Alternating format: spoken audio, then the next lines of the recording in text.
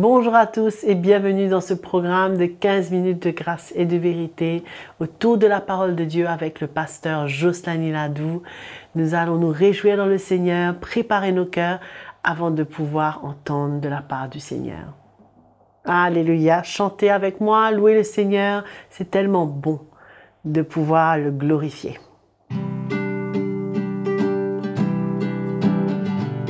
C'est la journée que l'Éternel a fait, qu'elle soit pour nous un sujet de joie.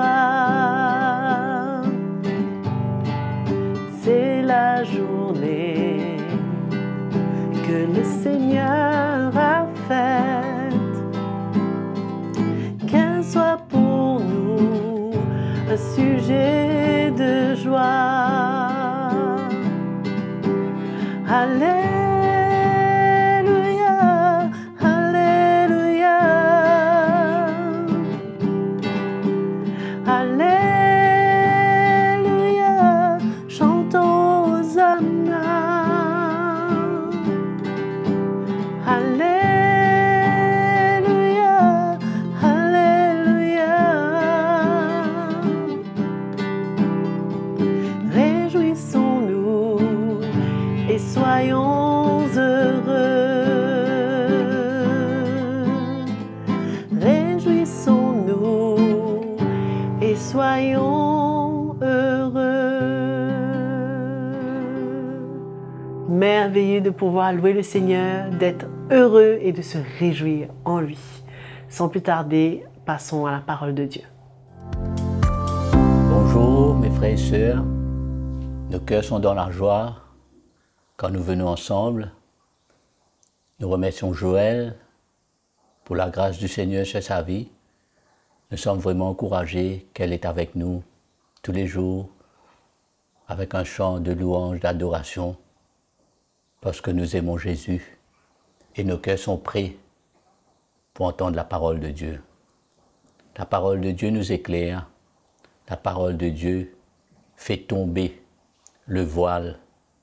La parole de Dieu nous montre le cœur de Jésus. Et qu'avons-nous besoin dans ce temps que nous vivons, sinon de ressentir le cœur du bon berger pour nous?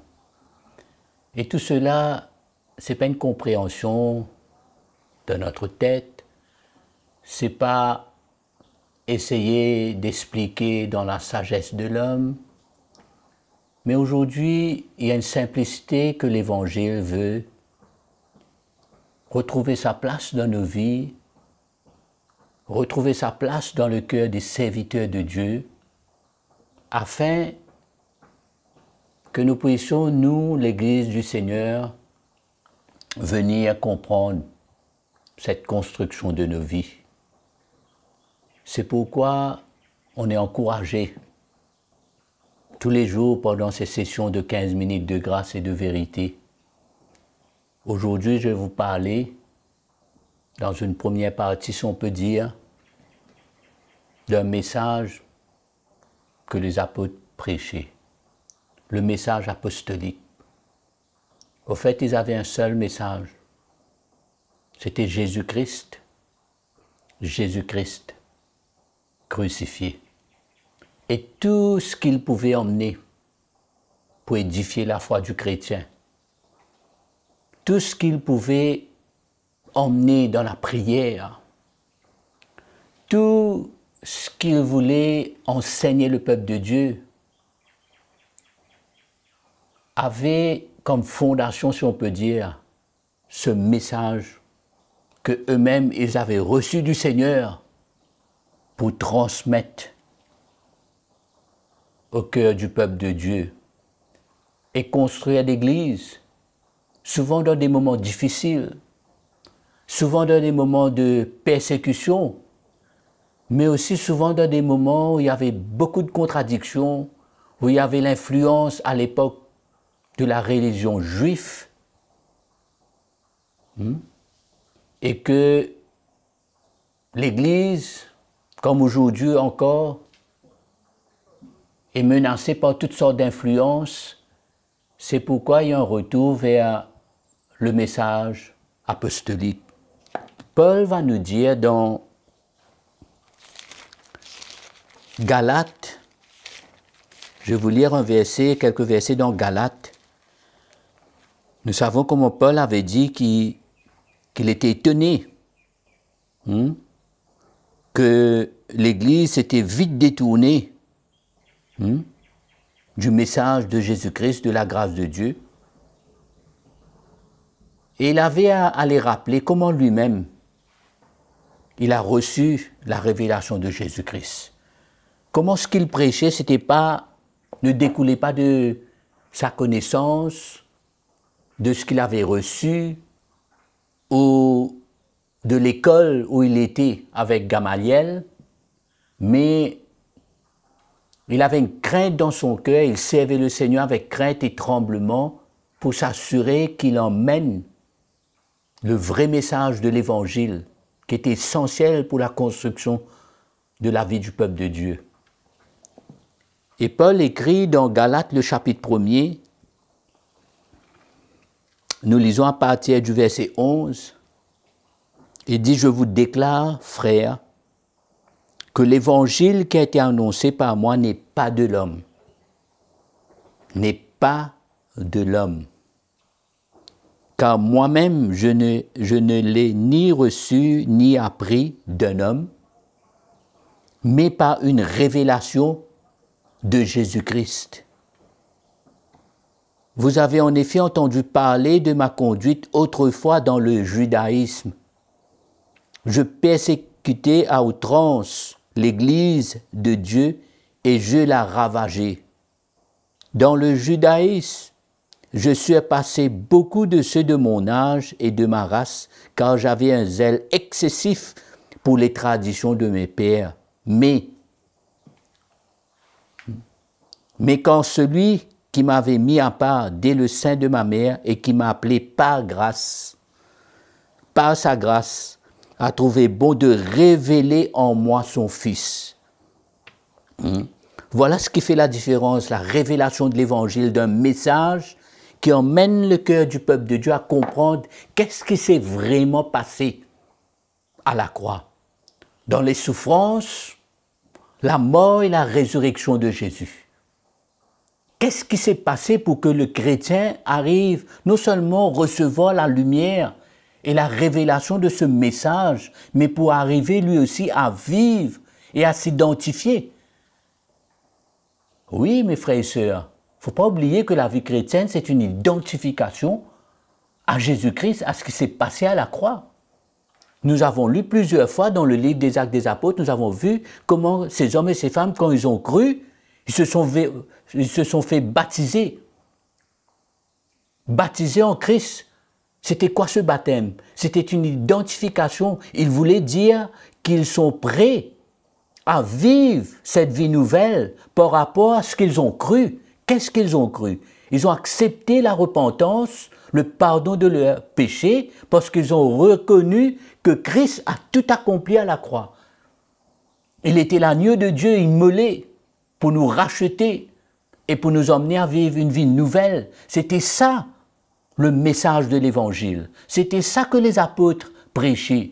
Et c'est cet Évangile qui a engendré dans le cœur du peuple de Dieu tout ce dont je vous ai parlé concernant l'Église et la maison de Dieu, cette construction, tout ce qu'ils pouvaient vivre, tout ce qu'on est appelé à vivre comme une Église, doit découler, plus ou moins, de cette révélation, de ce message apostolique.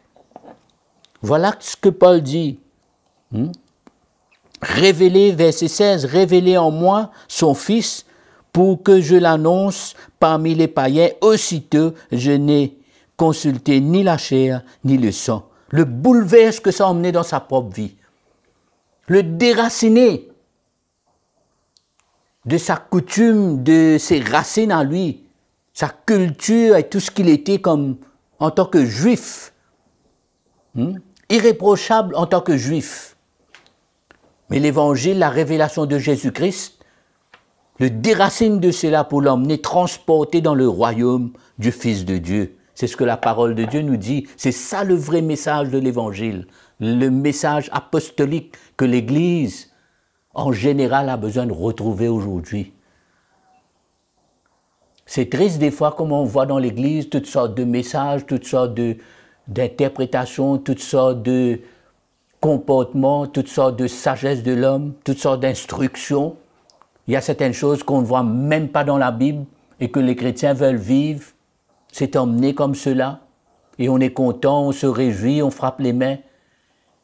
Mais on est dans une urgence pour revenir à ce vrai message. Paul continue, il dit, dans 1 Corinthiens,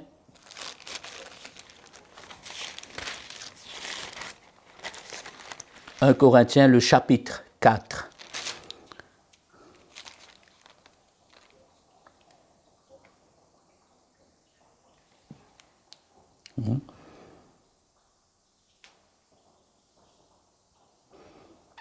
Il dit en effet, quand vous auriez 10 000 maîtres en Christ, vous n'avez cependant pas plusieurs pères, puisque c'est moi qui vous ai engendré en Christ Jésus par l'Évangile. Je vous exhorte donc, soyez mes imitateurs. À cet effet, je vous ai envoyé Timothée, qui est mon enfant bien-aimé et fidèle dans le Seigneur, et il vous rappellera mes voies en Christ, telles que je les enseigne partout dans toutes les églises. Partout dans toutes les églises, Paul avait un message, Jésus-Christ et Jésus-Christ crucifié et ressuscité, et cette vie de Jésus dans la vie du peuple de Dieu. Amen. Paul dit, dans Romains nous savons, il dit l'évangile, c'est la puissance de Dieu. C'est-à-dire l'évangile est capable, quand il est révélé dans le cœur d'un homme, d'une femme, est capable d'emmener cet homme à vivre cette vie nouvelle, à prendre ce défi.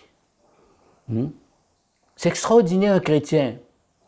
La parole de Dieu nous dit, si quelqu'un est en Christ, il est une nouvelle créature, les choses anciennes sont passées, toutes choses sont devenues nouvelles. Une vie nouvelle, mort à nous-mêmes. Renonce à nous-mêmes, prendre notre croix et suivre Jésus, grandir dans l'esprit. C'est ça qui doit engendrer dans nos cœurs quand nous entendons le vrai message apostolique. Dans 1 Corinthiens, nous lisons encore le chapitre 2. Je vais vous lire ces quelques versets. Paul écrit à l'Église encore, il dit « Pour moi, frère, lorsque je suis allé chez vous, ce n'est pas avec une supériorité de langage ou de sagesse. » Paul n'était pas du tout intéressé à vouloir venir avec un charisme pour impressionner l'Église ou le peuple de Dieu. Il avait un seul but, il avait un seul désir, s'emmener un message pour changer la vie, le cœur du peuple de Dieu.